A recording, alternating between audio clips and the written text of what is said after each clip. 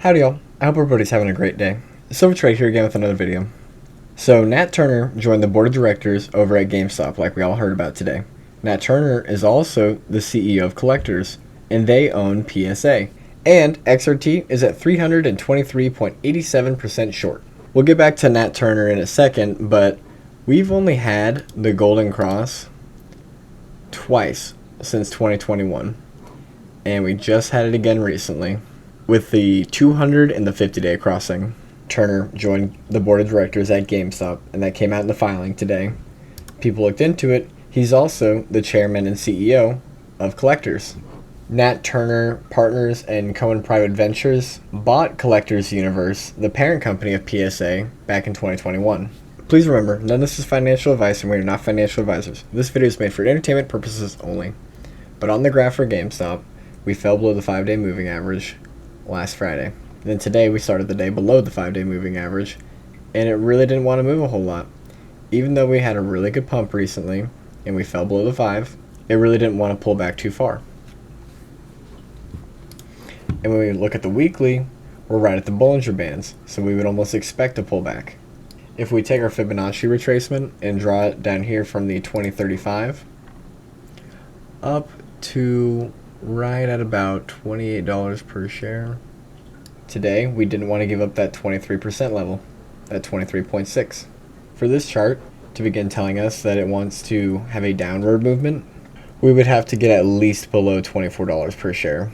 Really, as long as we stay above 26.21 or the 23%, it's still in very bullish territory.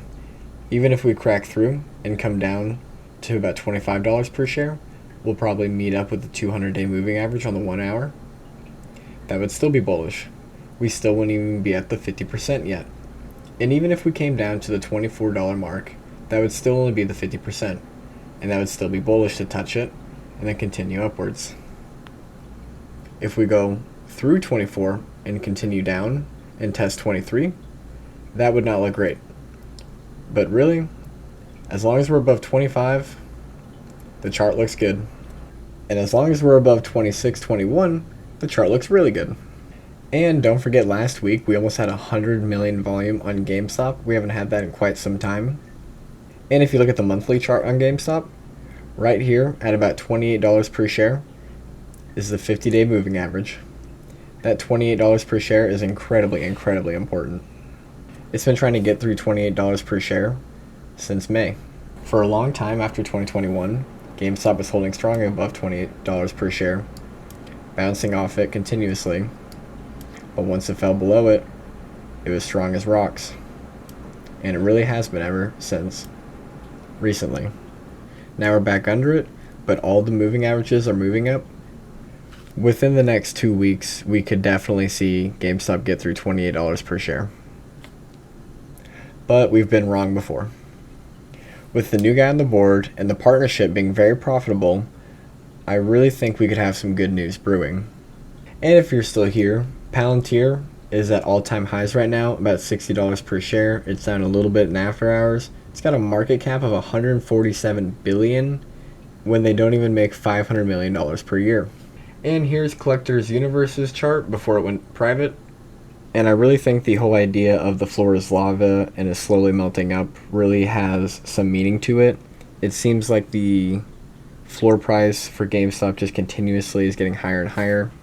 Right here on the chart, we can see, even though it went down on this day, 2%, negative 2%, it was a very large green day. It came down to $18.70 per share, but then quickly got bought back up.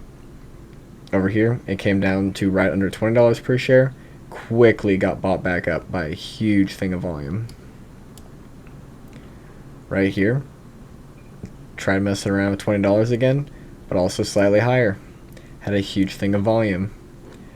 It seems like the floor is just continuously getting higher.